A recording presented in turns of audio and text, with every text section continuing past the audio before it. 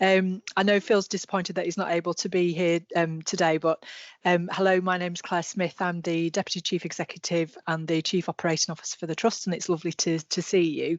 Have got quite a few to go through, so I will get going. But Jimmy did email me last night. Jimmy Parvin, who many of you will know, did email me last night to stress the importance of completing the online feedback, if possible, please, so that we can take the learning out of the last RPIW that we did. It's really important that we close that loop for people so that we understand what we did well and what we need to do better if we were to do something like this again. So I know the KPO will stress that as we go through as well, but I was specifically asked by Jimmy to make a point of that. So you can tell him I've done that, Rachel. I can see you on the screen, so you can tell him. Okay, do you want to, does any of the KPO want to come in on that, by the way, before I jump on to the next bits? No? Okay, so we'll get going. So we've got Rachel's coming up now with the preparing the patient for hip fracture surgery pathway, and then we've got 3 other ones. So we'll keep to time, Rachel, so I'll hand over to you. If you can hear me, it's just to say that they should be due their 30-day report out, but they've delayed to 60 days, so they'll be given a full update on the 12th of July. Okay, that's fine. We'll move on. Thank you very much, Rachel. Cheers. Okay, so we're going to go to virtual production board with Liz. Are you there, Liz? So my name's Liz Willoughby. I'm the Senior Research Nurse and Team Leader for Adult Critical Care Research Team. And my Leeds Improvement Method project was initiating a virtual production board. So we work cross-site, St James's and Leeds General Infirmary Intensive Care. We cover a 7-day research team, a service, I should say, with 6 people in the team. And part of that team, we have hybrid nurses. So you can understand that communication stream is often interrupted and is problematic sometimes. Next slide, please. So using the leader standard framework and focusing on daily management, what we were using at this current time, before the project, we were using a diary, paper diary, emails, and a whiteboard that was situated in the office and the back of the door that nobody really used at all. So it's quite fragmented, was the communication on a daily handover. So doing Gemba walks made me realise that they weren't being optimised. And obviously to improve communication, it was a process of assessing what we were doing now using the PDSA framework, but also using what waste was going on as well, and finding out what the team wanted and whether they could see any improvement. So I sent out a questionnaire. So I mainly focusing on the questionnaire from the team. Overall, 60% thought communication was okay, and 40% didn't feel it needed any improvement at all. So the outcome was we produced a kind of like hijacked it actually from corporate. They had a virtual production board, which is exactly what I was wanting to utilise within the team because of the flow of the team coming in and out. Some worked 2 weeks on, some worked 2 weeks off. We ended up with a spreadsheet that has about 10 different tabs on it, but it's basically condensed all the work and the tasks that we do on a daily process, and we've put it into this spreadsheet with a weekly rota for everybody to see who was in and out, because we have 2 split rosters that not everybody can see the whole team in. So we've incorporated that, and then we've incorporated a calendar that we can put daily tasks on. Prior to this, it was in the diary. And also we've put important research governance on there.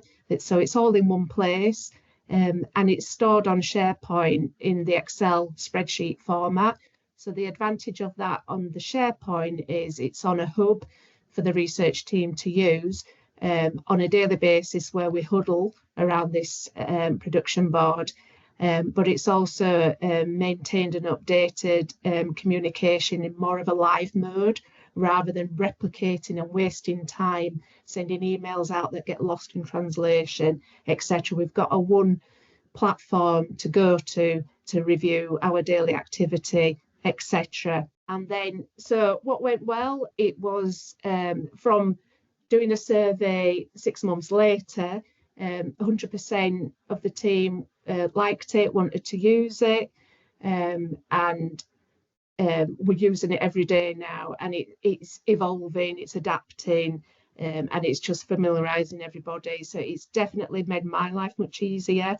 It's saving me so much more time, that I'm not duplicating tasks, and the team as well are engaging, and it's making more people feel empowered. What didn't go well was obviously we're not optimizing every element of the tabs that are used, but it's a work in progress. It was slow to start because of people having apprehension of using something, replacing it with something they thought was working well. So it was another database, it was off-putting. So it's still got room for improvement. So it was slow to start. And then the outcome is where we go from here.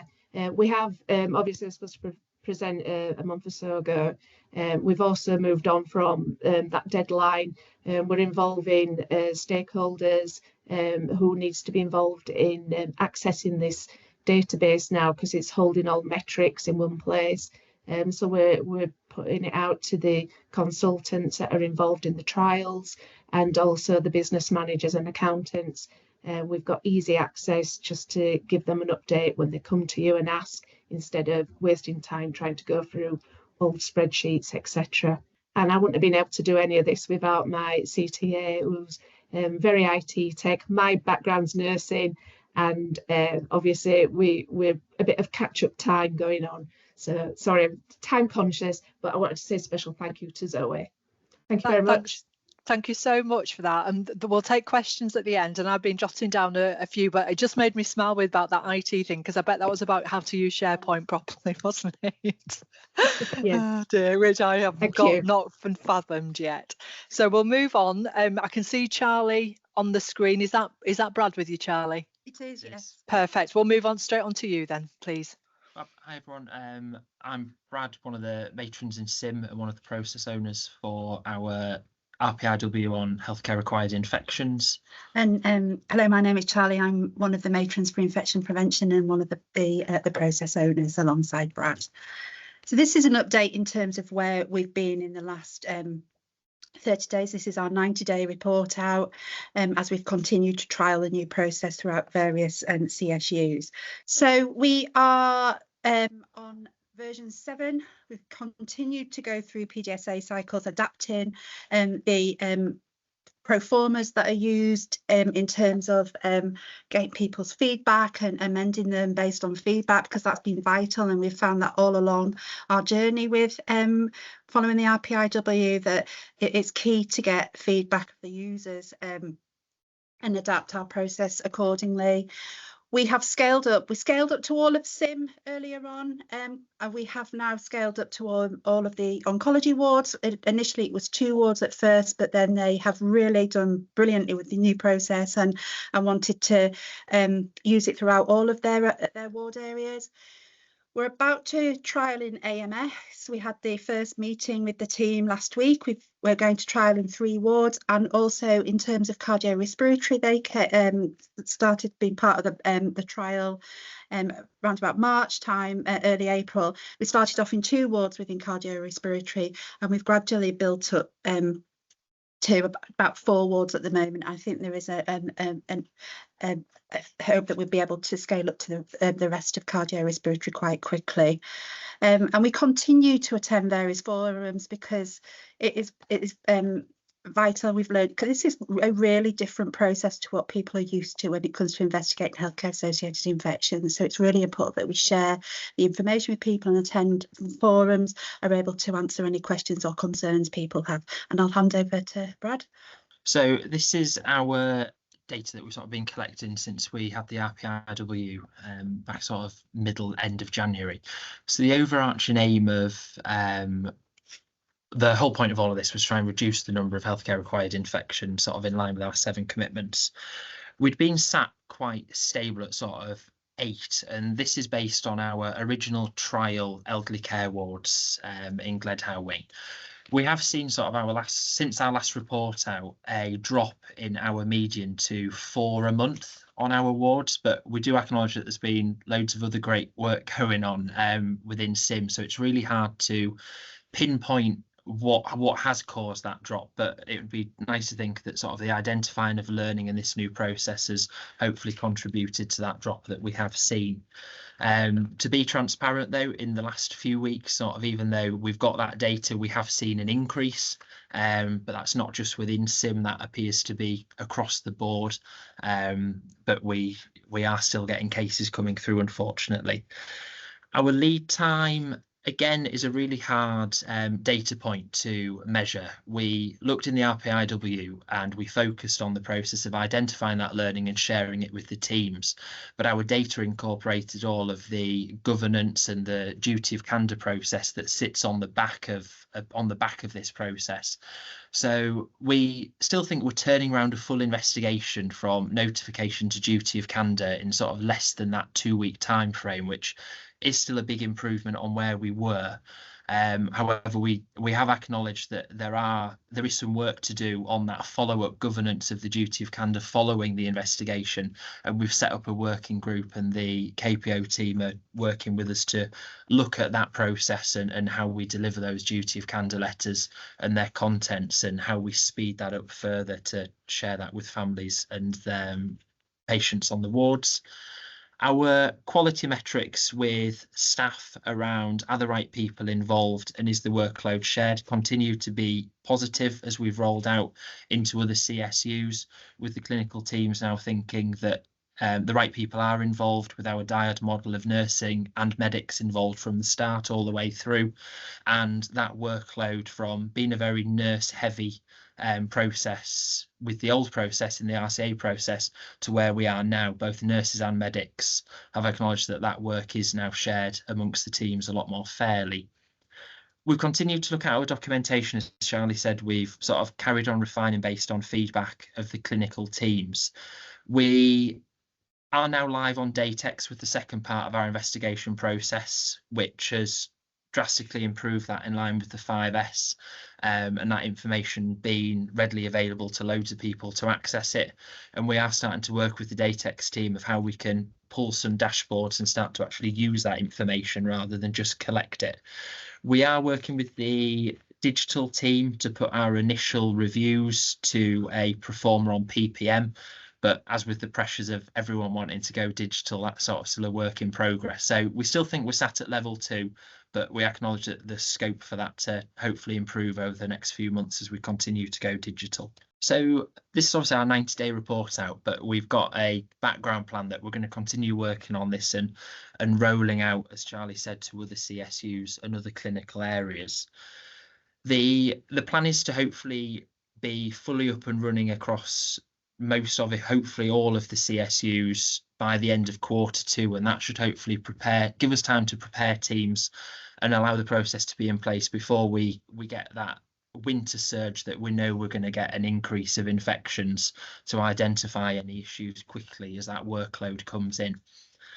As I sort of alluded to before, we've acknowledged that on the back of this work that there's an opportunity to look at other areas of the process that we didn't look at in the RPIW week, and we've set up a working group to look at the doc process and how we can further speed up that and free up time for our clinical teams to actually enact change on the wards of the investigations, and take that admin time out of the process as much as we can, but still meet our needs of governance and what we need to do legally binding with that process.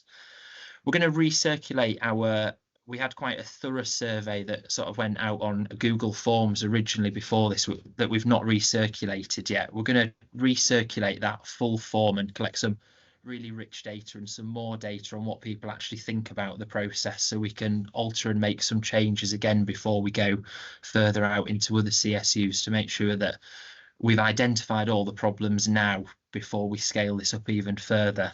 And we've also worked on putting a comms package together ready for rollout, and how we're going to work that with the CSUs to make sure everyone's prepared for us trialing the new process in their areas. Thanks, Brad.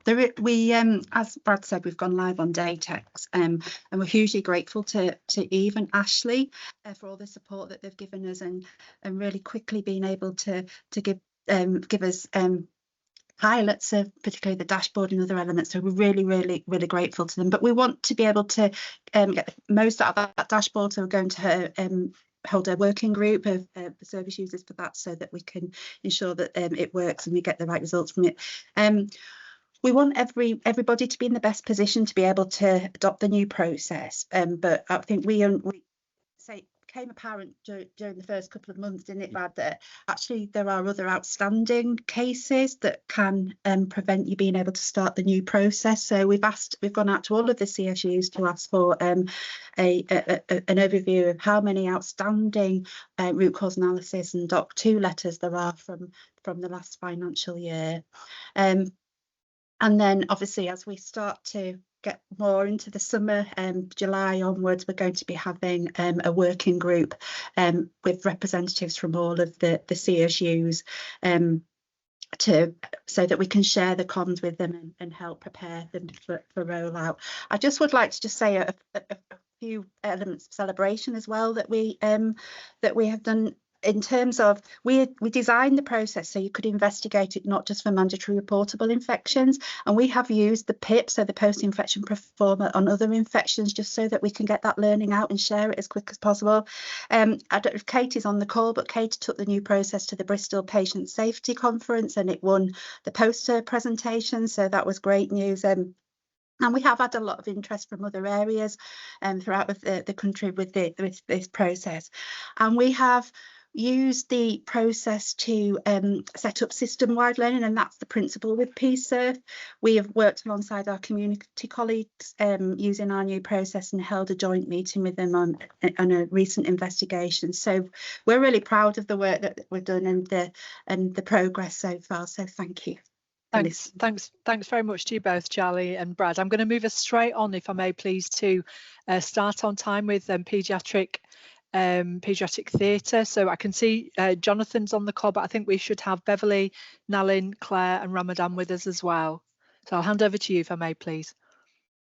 My name's Jonathan Billman. I'm the Clinical Director for Head and Neck, and I'm the sponsor of the Paediatric Theatre First Start on Time. So the challenge we were facing in paediatrics in Clarendon Wing is that often our lists were delayed start. As you can see there, we're right in the bottom left-hand corner, 8.5% of theatre time was lost to late starts, and that we were getting touch time utilisation of 75.6%. And we're in a time where we need to maximise our utilities and our staff within hours, and we wanted to approach this and see if we can make this much more realistic and better in comparison to also what we experience in Jubilee Wing theatres. So as the sponsor, I set the challenge to the group on Monday this week to continuously get our patients into theatre anaesthetic rooms by 8:45 to start our morning lists. And we broke down the problem, and we've got tests of change in place currently. In order to do this, we needed to make sure we had metrics that we could measure, and we're going to measure these over the next 30 to 60 days. So quality defect 1, the number of late starts in January to March. As you can see, our baseline is 11.5%, and we want a target of 0%, as in no defect. Metric 2, number of cases that overran more than 15 minutes, because this is a surrogate. If we have a late start, we'll have a late finish. Number 3, environmental health and safety, to make sure that scheduling meeting documentation is circulated appropriately and that the right patients are selected at the right time. And list order changes. We want to minimise, a consultant, either an anaesthetist or surgeon, turning up and going, we need to change the order of the list, because that wastes time and throws theatre into chaos. Hi, yes. So what we did was we put it out there, and we got all these ideas and maybe some actions from the group, the smaller group that were meeting on Monday and Tuesday, and we were identifying things that made us not happy and things that we could see some straightforward improvements for. We started looking at what happened now and what needs to happen. We logged those ideas from the smaller group, and we've since asked the wider group to put for their input. We brainstormed what we wanted the process to look like in an ideal world and identified the challenges and the workarounds that were in place, including the inefficiencies and the stress for the staff. And we plan to start on time. Therefore, we're trialling sending before team brief, which is what some of the adult world do.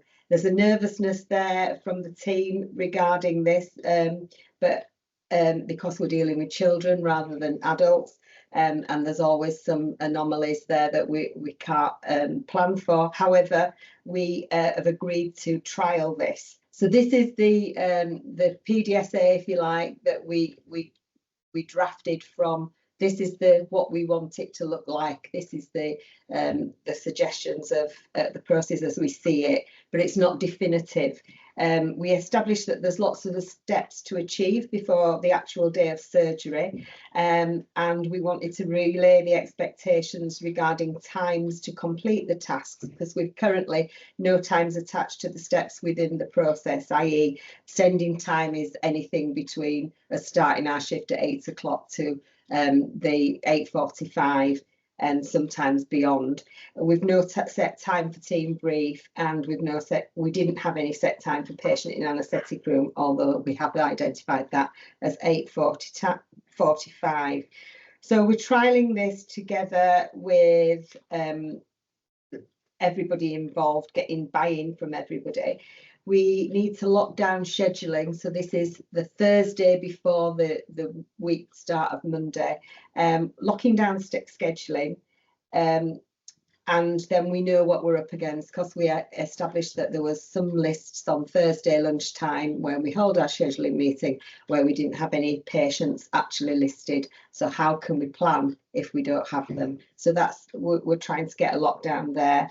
And then trying to implement a first start meeting the day before the list. So for Tuesday lists, Monday afternoon at 2:45, we'll discuss how things are going on that particular day and what the patients, who the first patient on the list will be. Again, that's mimicking what adults do, and that gives the teams the chance to plan, establish whether we've got X-ray kit, appropriate skills in those theatres, and allow a smooth start for the day. We need buy-in from all the people that are involved. We've currently got buy-in from ENT and 2 of the general surgeons. So we are just trialling this, and we've got QR codes for staff to feedback their thoughts, ideas and suggestions.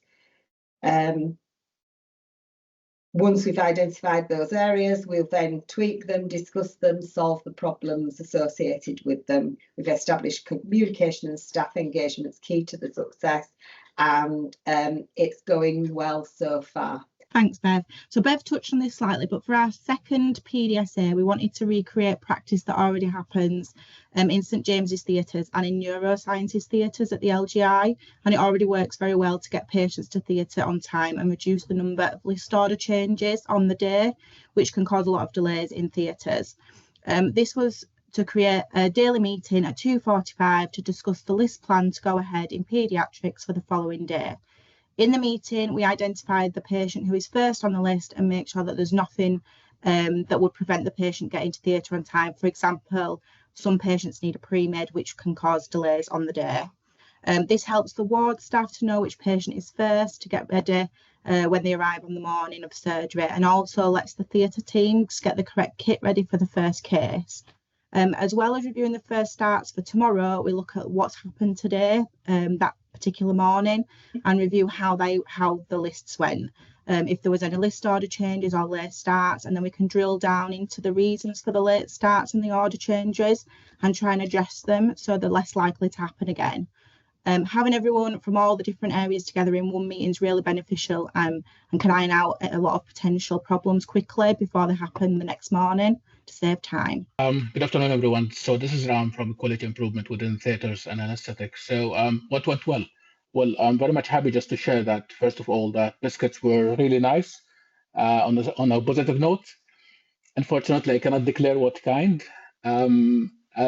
The other point, of course, was the plan was clear, which is really very much important, and that's we have we have 2 PDSAs, which is we think they're really very smart PDSAs and can be applicable and can be just measured as well. Teamwork was really just like amazing. Bonded with, of course, bonding with other team was really just like lovely, especially just like different places across teams.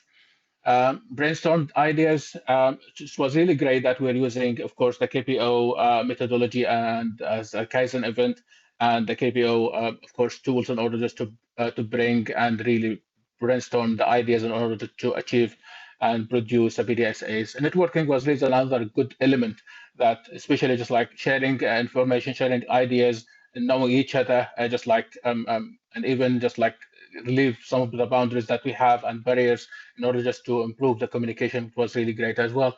And in addition to that, of course, we have a clinician's engagement, which is it really helped us as a positive note. Of course, it's very much important to highlight that it's allied with our 7C commitment and Leeds way, from timeliness of care and reducing patient wait for surgery and reducing the late start. And collaborative, of course, as one of the our trust values, and really increase the communication between different departments and different teams. Of course, stability and finance and improve theater utilization is one of the most important really point. We're just like looking just to improve and really bring from this Kaizen event.